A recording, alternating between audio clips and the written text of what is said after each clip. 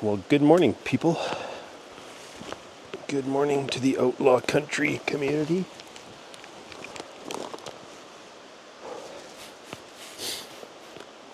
I hope you're all having a good day.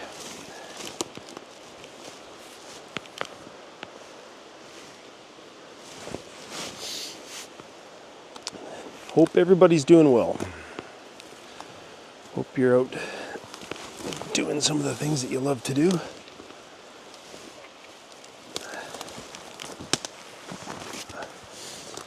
Because you sure know I am.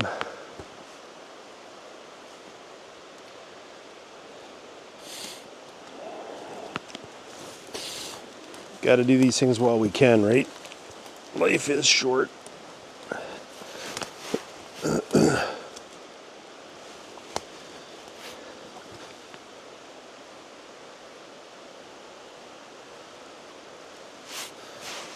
Life is short.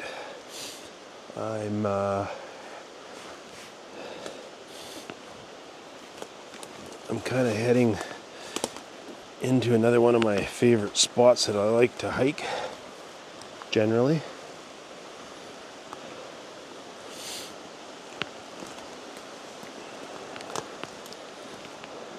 There's a nice lake back in here that holds some pretty big fish. Got to be really careful in here though, because there's I know that there's a lot of bear dens in here because the salmon come up this creek and they spawn.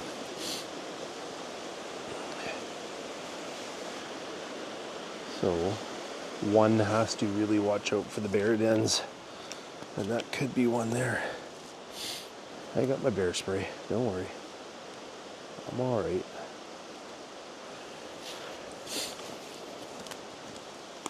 It's a beautiful creek in here.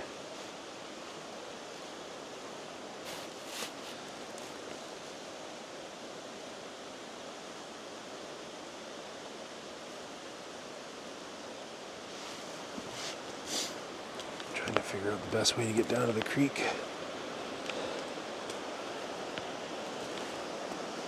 It's a little quiet in here today. I'm finding that more and more.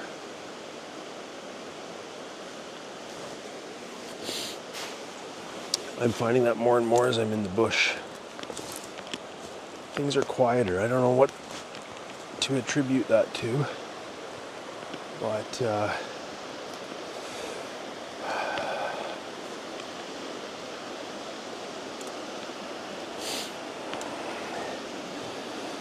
but it's something I notice, you know. Could be just the time of year, I guess. You know, it's winter time. No birds out, nothing like that. What a beautiful creek, eh? This is about as far. I don't even know if the fish come up this part of the creek. The lake's just below here, so.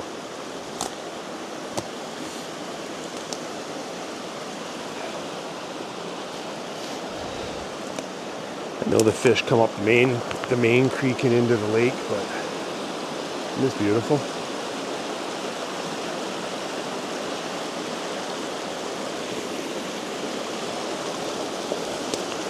I want to hammer off another email for you guys. I just don't know if this is a good spot to do it or not. I don't know if you'll be able to hear me or not. This is some kind of creepy country in here. I don't care who you are. Just so you guys all know, I am in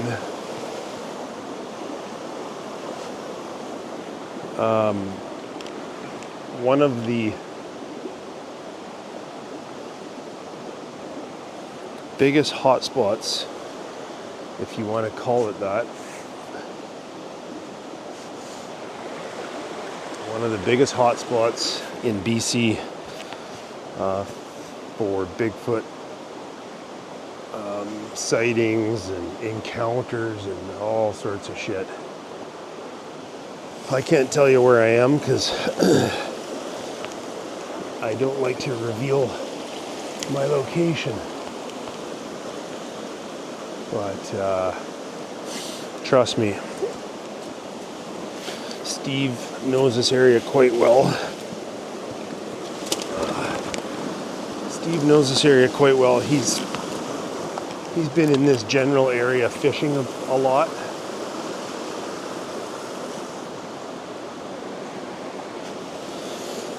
And him and I both know that there's a shitload of activity out here.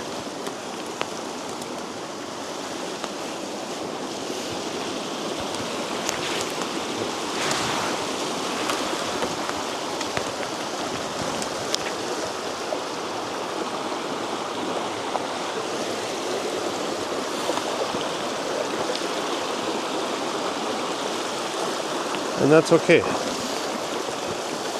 I've been here quite a few times,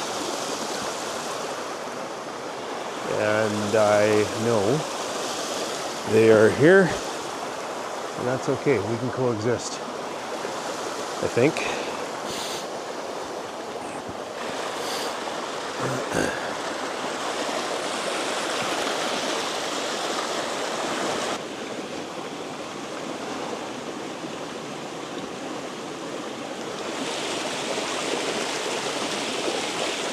Man, there's all sorts of things in here that make a guy take a second look. I'll tell you.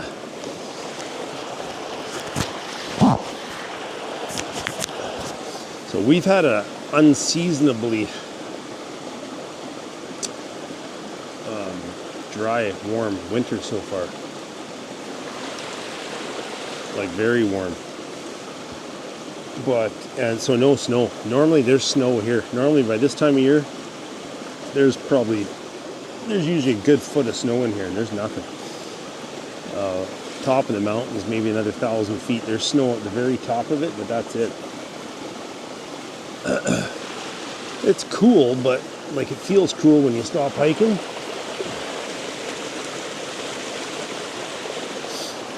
Feels cool when you stop hiking, but it's pretty warm. Anyways, just out for a stroll. I wanted to head into the lake. I wanted to see how much snow was up here, and I wanted to head into the lake and have a look at the water levels and just check things out. Like I say, this area that I'm in here right now. This is a Bigfoot Sasquatch hotspot, and it has been forever. And a lot of shit goes on in here, but I'm not in here looking for them. I'm just out for my hike, doing my thing, and I fish this lake lots and the lower river. This is just the upper creek. This goes into the lake. The river that goes out of the lake, that's where I fish a lot. And wanted to check that out too. But I'm going to get an email read here for sure, and what I want to do is, I know it's a little out of the ordinary, but what I want to do is read a follow-up email from Catherine. So Catherine, I think her email was the last one I read. I'm sorry if I can't remember. I believe hers was the last one that I read. And she's had encounters with these people for like 20 plus years. And I did reach out to her. I emailed her back, and she responded right away and asked me to give her a call, which I did. Had a really good chat with her. And her husband, Gord, was away at the time. She wants to get together again.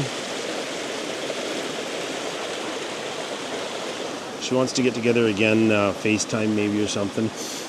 With her husband and talk some more, and nice lady, very nice lady. And she hasn't had anything happen in the last like few months. I think she said the last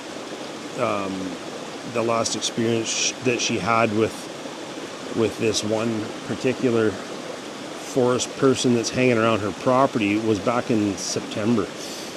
Is it September, October, she said, was the last time that she'd seen him. and she sees this. There's a few of them. I believe there's 3 that were sort of around her property.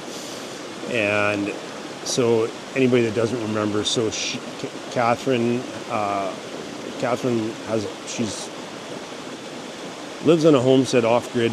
She was out, I think she was picking mushrooms or something. I believe it was mushrooms, walking back to her house, and ran into 3 of these beings, and 2 of them were pretty intimidating, throwing big rocks at her and shit, and then the other one wasn't. And anyways, there was 3 of them hanging around there, and she says now there's only 2 now, and the one she sees quite regularly, I guess you want to call it, and the other one she doesn't see very much at all. Anyways, talking with Catherine, very nice lady, and she had a whole bunch more to share. And I listened, we talked for an hour and a half, and I listened to her, basically just listened the entire time. But I did say to her, could you please send me another email as well? Like, because I can't write it down or remember everything that she said, but she shared some pretty interesting stuff. So she did email me back. So what I'm going to do is I'm going to read her email because it's a follow-up. I know I'm getting out of order, and to those people whose emails I haven't read yet, I apologize, but I just wanted to do Catherine's here while her last email is kind of fresh in all our minds. And so I talked with Catherine, and I spoke with a couple other people that I had a couple other phone conversations with people that have emailed in, and I've read their encounters, and I'm trying to follow up with everybody, and I will. It just takes time. So anyhow, let's hear this from Catherine. And thanks everybody for the comments. I'm feeling better, not 100%. I'm probably 85% better now, and that's pretty good. So appreciate all your concern and all your well wishes. Yeah, it was a hell of a cold that I got, been going around, but doing better now. So and I'm hoping maybe another week or so, and I'll be bang on and 100%, and then I can get out and do some serious good. I want to do an overnighter, a couple of nights or whatever, and I'm planning that in the beginning of February. Plan on taking off for a week in the beginning of February. So, and I'll be bringing the cameras this time. I'm going into some pretty cool area. I'm actually going to be heading into the area that the bones, I remember I found those bones up in the tree on the rock bluff, like 20 feet up a tree. There was 2 like leg bones in a cross, and then there were some smaller bones of animal bones, but there were some smaller bones propped on a rock. In one of my videos there, I showed you guys that. And I shared that with Steve as well, those pictures of that. I'm actually heading back into that area. I'm not looking for the Sasquatch, okay? I'm not. I'm going into that area again because that is my favorite fishing lake that I've ever been to. I love the spot. My wife and I go in there quite a bit, so that's why I'm going in there. Probably do some fishing, as long as the weather doesn't change, but that's where I'm heading. So, all right, I want to read Catherine's email here. Catherine Germain, follow-up email. Here we are. And I had a viewer comment to me asking me what kind of phone I have or whatever. How do I have service out in the woods, out in the forest? I don't. Where I live is terrible cell service right at my home. And I mean, I'm way out in the mountains now, and no, there's no cell service. What I do is I carry my phone because anybody that doesn't know, iPhones now have satellite texting capability. So you can text on an iPhone. I believe it has to be an iPhone 14, I think. iPhone 14 or better with the newest update. And you can actually text anyone in your contacts via satellite, right? It's as far as I'm concerned, it's better than the satellite communicators. I have a satellite communicator for emergency. This is better. because it's instantaneous. So you can text people in an emergency on satellite. But I carry mine for that, but I also carry it because all the emails I get, once I brief through the email, make sure it's relevant to, a share, then I copy and paste it to my notes, and that's what I got. So it's in my notes. So I don't have some special cell phone, no. Anyways, here we are. Darren, thank you so much for the phone call the other day. It was nice to meet you, even if it was only over the phone. You asked me if I wanted to share some more experiences that we've had over the years with the Sasquatch people around our homestead. So I decided to send you another email. Gord and I want to protect our privacy, so that's why I didn't include where we live in my first email, and I won't share it now. But I know where they are. I also want to protect these forest people as well. Gord and I have had many different experiences with them since that first run-in that I had when I was picking mushrooms. As I told you, I started doing some gifting with them not long after my first encounter. I don't really know why I started doing that, but I continued it ever since. There are times when I leave them something at the stump and it doesn't get taken, and then there's times my gifts are taken with nothing left in return, and other times when I get a gift in return. I found that when I leave things that are natural, like nuts, berries, mushrooms, fresh vegetables from our garden, that's usually when I get something in return, but not always. There's even been things left there for me after I've been away from the house for any length of time. He seems to know when we're away for more than a few days, and often Gord and I will find something at the stump when we return home.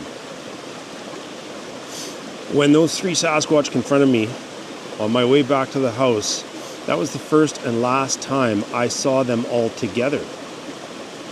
Since that time, we've seen the big guy that we nicknamed Alpha, simply because he seemed to be the leader of the 3.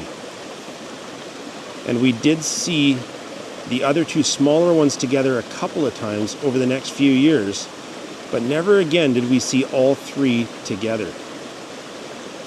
About 5 or 6 years after that initial sighting, one of them must have gone away or left the area, because after that we only ever saw the smaller one.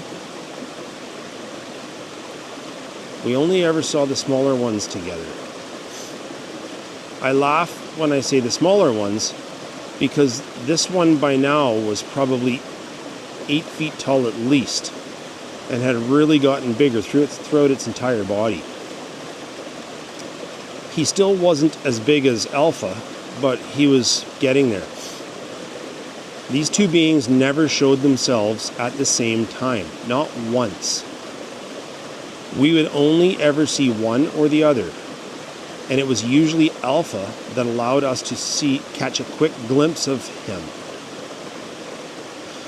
Gord and I were talking the other night about all the things that we've experienced over the years, and Gord reminded me about the time that we were out hunting deer in late November, trying to put some extra meat up for winter. We came across a nice buck with a few does, and Gord rested on a stump to take the shot. I was directly behind him, watching the deer with my binoculars when Gord shot. I know I flinched and blinked when he shot, but I immediately got back on the spot where the deer were and saw the does all running away. And Gord said, "I got him good." We sat there watching where the deer went down, which was about 150 yards from us, waiting to see if he gets back up.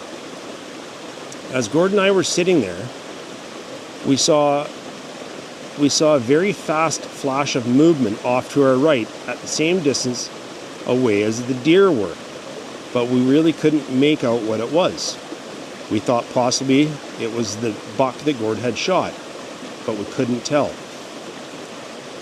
All of a sudden, we caught a quick glimpse of Alpha, but he was blurry looking. and very difficult to make out until he stopped and bent down and picked up our deer and threw it over his shoulder, and then he was literally gone in a split second. We're both 100% certain that it was him, just because of his size and distinct hair coloring. He was jet black with a very dark gray on his shoulders, his neck, and the top of his head. What was unbelievable to us was how he was barely visible as he came in to where the deer was. And the same as when he took off with our deer. It was like watching a TV that was glitching out. He was in and out of our sight and not easy to see at all. There's been times we've seen these beings moving very quickly through the woods, but this one time was quite different. It was like extra fast motion video. Gord and I did walk over to where the deer was eventually, and we did see blood on the ground and where the deer was laying, but he was gone. Gord did end up getting another deer a few days later, and we just accepted the fact that maybe Alpha needed that deer more than we did. Who knows? In all the years that we've been on the homestead and been around these people, there's only been 2 times that I was actually scared. Most of the times I see one of them and then they're gone, and that's the end of it. My first encounter scared me, and I had one other time that I was very scared, and it was mostly because of the sounds this thing was making. Gord was away for a few days, and I went to the barn one night before bed just to check on the goats and chickens. It was around 10 p.m. and I was in the barn checking the stock when just outside the barn door, beyond the view of the yard light, I heard a blood-curdling scream, like a woman screaming for her life. It scared the shit out of me. It was very loud and ear-piercing, and this thing screamed 6 or 8 times. And then there was a long, deep moaning sound, like whatever it was in pain or something. I yelled at this thing. I yelled, and this thing screamed back at me every time I yelled at it. It was terrifying for me because Gord was away, and there's nobody around for miles. I stayed in the middle of the barn and yelled at this thing.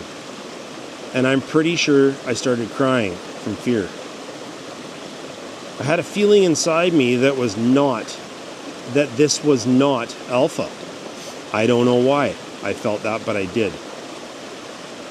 This carried on for maybe 10 minutes or so, and then silence. I waited at least another 10 or 15 minutes.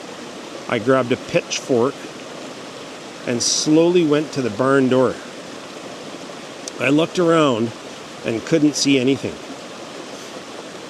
I left the barn and yard light on with the pitchfork in my hand and ran as fast as I could back to the house and in the back door and locked it behind me.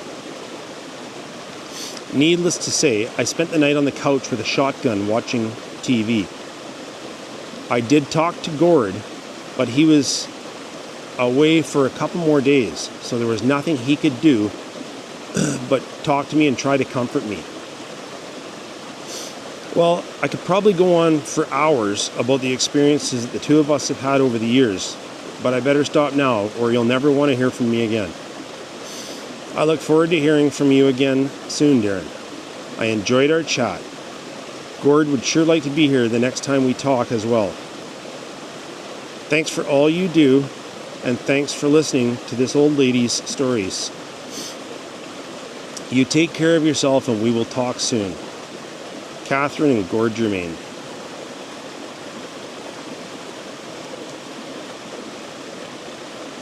Well, Kathy, just going to mark this as red. Well, Kathy told me about that, pretty much that word for word, and then a bunch of other stuff as well, and so I've already heard the story, and to read it again, man, every single time I read these, it just sends shivers up my spine. You know, and I know for a fact that these people are out here. But yeah, I remember when Kathy was telling me about that, she was terrified inside that barn, and she didn't know what to do.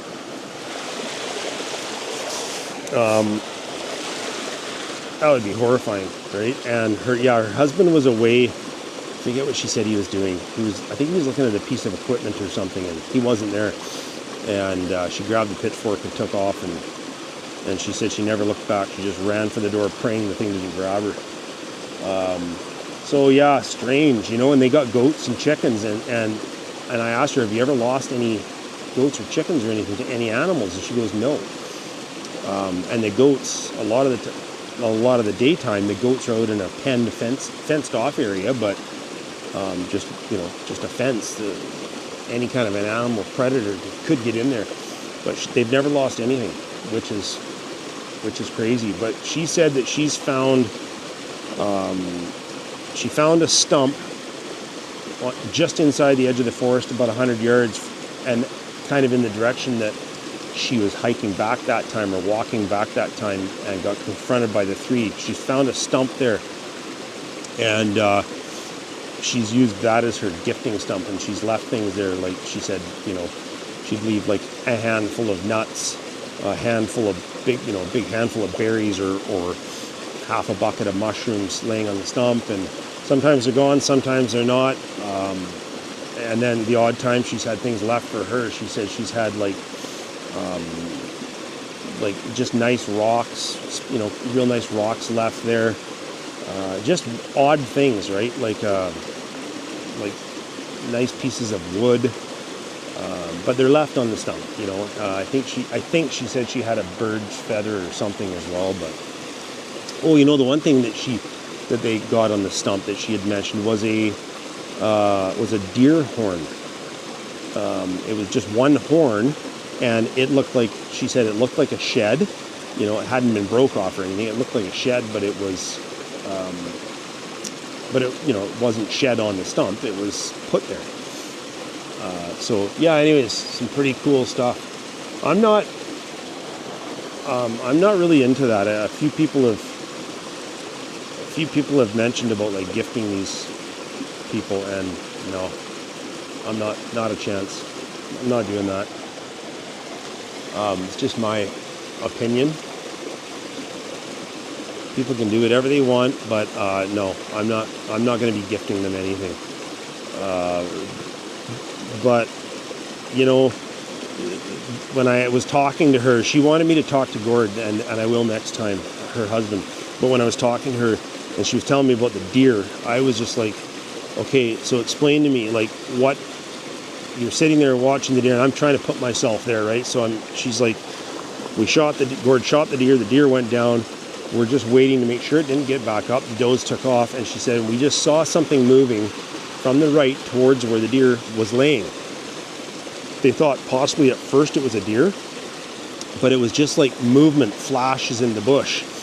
And then she said it kind of flashed or was distorted or whatever the whole way until it got, Jesus, freaking myself out, until it got to where the deer was. And then she says, and then it came into clear vision, and then it was crystal clear. There he was, but she said it was literally a split second. It was like blurry. There he was, clearly visible at 150 yards. Reached over, picked up the deer, threw it over its shoulders, and then gone. Like, and then just gone. And same thing, like distorted flash, gone, out of sight in a matter of seconds. And she said that they were both really unnerved by that, and they waited, and then they went up to where the deer was, saw the blood, the deer was gone, and they just left. They were both, she said, they were both a little taken back by that, but I guess later on that night or the next day or whatever, they were just like, well, I guess whichever being took it needed it more than we did or whatever. And but I've only ever heard of that like twice now. And I forget the gentleman's name. I am sorry. I get so many emails I can't remember, and so many people that comment. I just can't remember names. But the man that shot the bear, right, and then half the bear in his truck, crazy. But that fellow, and now Kathy and Gord. That's the only two times I've ever heard of an animal being taken. Lots of hunters, with meat gone off the meat pole or whatever. And that could be from these beings as well. It could be a bear. Who knows? Could be a cat. But there's no denying what they saw. Take that deer was not a cat. Was not a bear. So pretty interesting stuff. Once again, nothing terribly threatening. Nothing. You know what I mean? Like no aggression. Kathy's first email, there was some aggression from the two that were throwing boulders at her, but she said over all the years there's only been 2 times, and that was the second time where she was coming out of her barn, or that one was screaming in front of her barn. Those are the only 2 times out of dozens that she's been scared. Otherwise, she said it's just like we'd be doing whatever out for a walk or out on the property, and they'd see one, and it would be just a quick glimpse, and that was it. But no other real terrifying encounters. So anyways, Kathy, thank you very much, and sorry for getting off track a little bit, guys, and I just wanted to do a follow-up with Kathy's email, and we'll get back to the rhythm, get back into where I left off in the email box. We got lots. I'll try to get another one out maybe tomorrow or something, or maybe later on this afternoon. We'll see what happens. But I'm gonna get rolling here, starting to cool down a little bit. Okay, you guys have a great day, and be safe. And more importantly than that, 2 things: get out and do something you love to do. Life is short. We never know what day is our last one on this planet. So get out and do what you love to do. And if you're unable to, and if getting out in the woods is what you love to do, come right here and join me, and you can come for a hike with me. And the second thing is be a good person. Be a good human being. Okay? All right, I'm out of here.